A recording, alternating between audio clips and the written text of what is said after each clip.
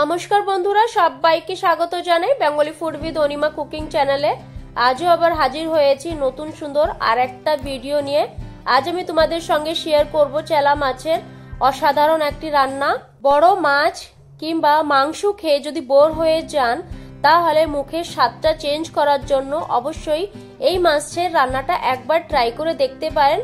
কথা দিচ্ছি বেশ ভালো লাগবে। আর দেরি না করে চলুন ঝটপট রান্নাটা দেখে নেওয়া যাক। চেলা মাছের এই তেল ঝাড় করার জন্য এখানে আমি নিয়ে নিয়েছি 250 গ্রাম চেলা মাছ। ধুয়ে কেটে পরিষ্কার করে নিয়ে, চেলা মাছে খুব ছোট ছোট আঁশ থাকে, তাই একটু সময় নিয়ে চেলা মাছ পরিষ্কার করে নিতে হয়।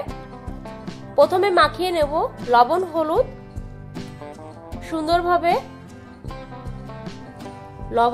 সুন্দরভাবে প্রতিটা চেলা মাছের গায়ে আমি মেখে নিয়েছি। চেলা মাছ যখনই ভাজতে যাবেন কিংবা ছোট মাছ, মাথায় একটা জিনিস রাখতে হবে, কড়াই আর তেল সুন্দরভাবে প্রথমে গরম করে নিতে হবে, তবেই কিন্তু মাছগুলো সুন্দরভাবে ভাজতে পারবেন।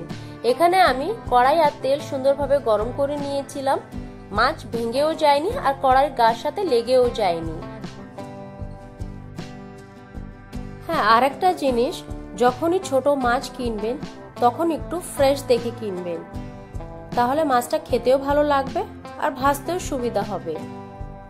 এই মাছটা ভাজার সময় গ্যাসের ফ্লেমটা একদম হাই রেখে আমি মাছগুলি ফ্রাই করেছিলাম। মাছগুলি সুন্দরভাবে উল্টে পাল্টে এখানে আমি ভেজে নিয়েছি, একটু কড়া ভাজা করেছি। এখানে মাছগুলো ভাজা হয়ে গেছে, এখন তুলে নেব। দু ব্যাচে আমি মাছগুলি ফ্রাই করেছিলাম,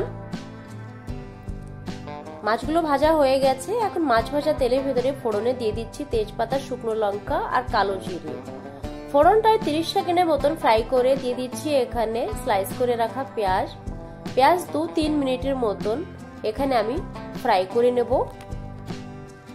পেঁয়াজের কালারটা যখন একটু চেঞ্জ হয়ে যাবে, তখনই আমি এখানে অ্যাড করে দেব গ্রেট করে রাখা আদা রসুন, আর তার সাথেই অ্যাড করে দিচ্ছি এখানে টমেটো আর পরিমাণ মতন লবণ। এখন ভালো করে মিশিয়ে নেব, আবার 2-3 মিনিটের জন্য কুক করে নেব সবকিছু। 2-3 মিনিট কুক করে নিয়ে এখানে আমি অ্যাড করে দিচ্ছি জিরে, ধনে আর হলুদের একটা পেস্ট আমি করে নিয়েছিলাম।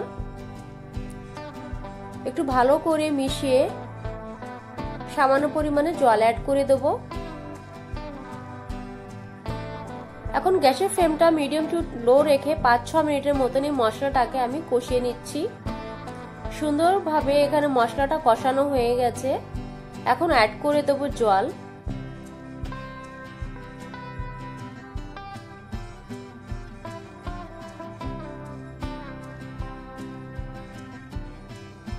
জলটা একটু কম মনে হচ্ছিল, তার জন্য আরেকটু জল এখানে অ্যাড করছি। আমি অ্যাড করে দিচ্ছি একটা কাঁচা চিরা লঙ্কা। সবকিছু আরেকবার সুন্দরভাবে এখানে মিশিয়ে দিয়েছি। ঝোলটা ফুটতে শুরু করেছে, এখন অ্যাড করে দেবো ভেজে রাখা মাছ। এখানে আমি ভেজে রাখা অর্ধেক মাছ ইউজ করছি আর অর্ধেক আমি রেখে দিয়েছি। এখন ঢেকে রেখে দেব 5 থেকে 6 মিনিটের জন্য।